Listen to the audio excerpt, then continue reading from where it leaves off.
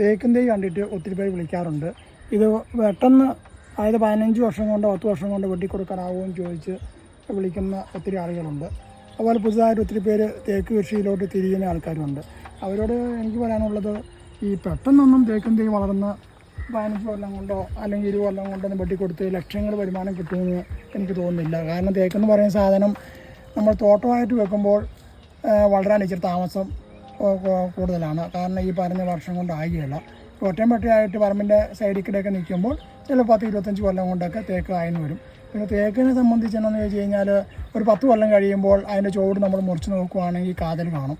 പക്ഷേ അത് ഒരു തടി നമുക്ക് ഉപയോഗിക്കാൻ പറ്റുന്ന കാര്യമല്ല. കാരണം ഒരു 10-30 വർഷത്തെ പഴക്കമെങ്കിലും ഉണ്ടെങ്കിൽ മാത്രമേ തേക്കിൻ തടി നമുക്ക് ഫർണിച്ചറോ അല്ലെങ്കിൽ അതുപോലെയുള്ള വീട്ടിലെ ആവശ്യങ്ങൾക്ക് വേണ്ടി നമുക്ക് ഉപയോഗിക്കാൻ പറ്റുകയുള്ളൂ.